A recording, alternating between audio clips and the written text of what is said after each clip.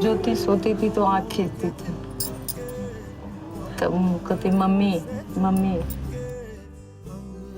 निर्भया की कमी कभी पूरी नहीं की जा सकती। 16 दिसंबर सन 2012 की वो स्याह रात उसे हमेशा के लिए लील गई।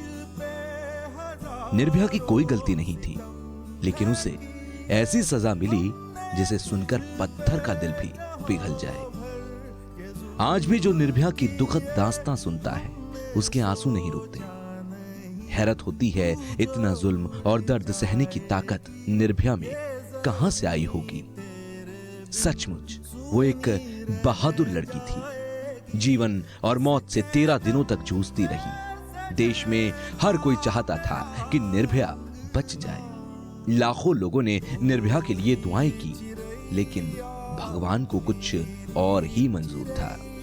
जीने की ललक लिए निर्भया मौत की नींद सो गई। आज भी निर्भया के बचपन के दिनों को याद करके निर्भया की मां रो पड़ती है। आखिरी बार जब हम उसको हॉस्पिटल में मिले, उसने हाथ में हमारा हाथ लेके चूमा और बोला कि सॉरी मम्मी, हमने आपको बहुत तकलीफ दिया, आई एम सॉरी। निर्भया भी एक आम लड़की की तरह थी। पैरामेडिकल की पढ़ाई कर रही थी। पढ़ाई पूरी करके अपनी मां और पिता की उम्मीदों को पूरा करने का उसका सपना था। 16 दिसंबर 2012 को अपने एक दोस्त के साथ लाइफ ऑफ पाई सिनेमा देखने गई। फिल्म खत्म होने के बाद रात 9 बजे वो घर लौटने के लिए दिल्ली से मुनरका बस स्टैंड पर खड़ी थी और वहीं से शुरू होती है ये पूरी काली कहानी। घर जाने की जल्दी थी, लिहाजा एक निजी चार्टर्ड बस में दोनों सवार हो गए। लेकिन बस में 6 दरिंदे पहले से सवार थे, जो बस के ड्राइवर और उसके सहयोगी थे। उनमें एक नाबालिग भी था।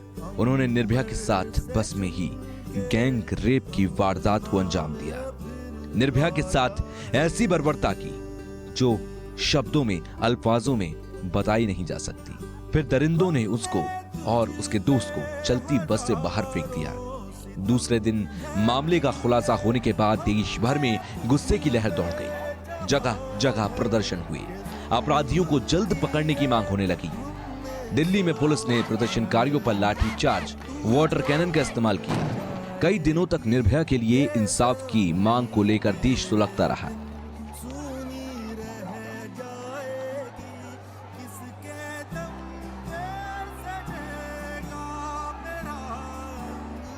अठारह दिसंबर 2012 को पुलिस ने इस मामले में राम सिंह, मुकेश, विनय शर्मा और पवन गुप्ता को गिरफ्तार कर लिया।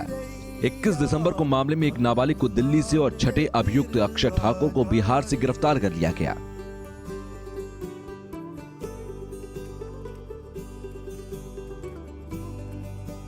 उनतीस दिसंबर 2012 को निर्भया ने सिंगापुर में एक अस्पताल के अंदर दम तोड़ दिया।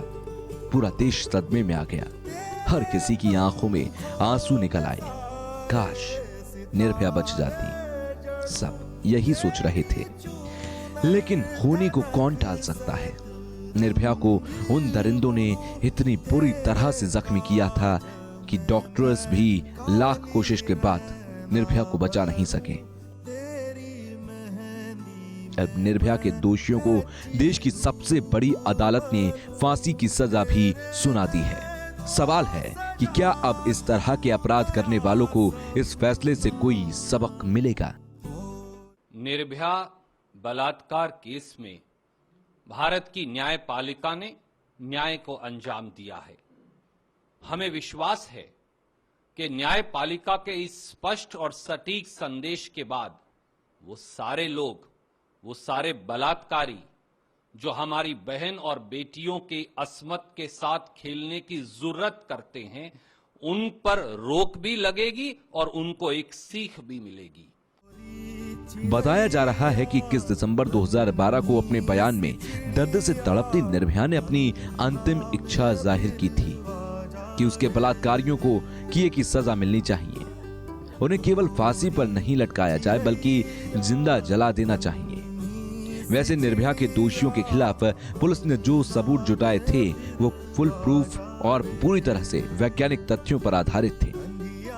Very scientific evidence, and we worked very hard to collect even the minutest evidence which we could correlate with the crime, criminal scene of crime, and everybody else. So that was important. And हमारा case scientific evidence पे बहुत based है, so I think that has helped. कानूनी प्रावधानों के मुताबिक निर्भया की आखिरी इच्छा एक हद तक पूरी हो गई, लेकिन अस्पताल के बिस्तर पर जिंदगी और मौत से जूझते हुए निर्भया ने जिस तरह से बहादुरी दिखाई थी उसे लोग भावनात्मक तौर से जुड़ गए थे। जब निर्भया के निधन की खबर मिली थी तो पूरे देश में शोक की लहर दौड़ गई थी। हर कोई एक ही बात कह रहा था कि काश निर्भया की जान बच जाती। हर किसी के जहन में निर्भया के दोषियों के खिलाफ गुस्सा था। हर कोई एक ही सवाल पूछ रहा था कि निर्भया के दोषियों को फांसी कब मिलेगी। वैसे निर्भया के परिवार के पास अब सिर्फ उसकी यादें ही बची हैं। निर्भया के नहीं होने का दर्द उन्हें हमेशा हमेशा सताता रहेगा। तू जो उड़ जाएगी ये ज़मीं तेरे बिन सूनी रह जाएगी। निर्भया कांड ने पूरे देश में जुर्म और अन्याय के खिलाफ लोगों में जोश और दमखम से भर दिया। शायद ही कोई ऐसा होगा जिसकी संवेदनाओं को निर्भया के जख्म और दर्द ने झकझोरा नहीं होगा।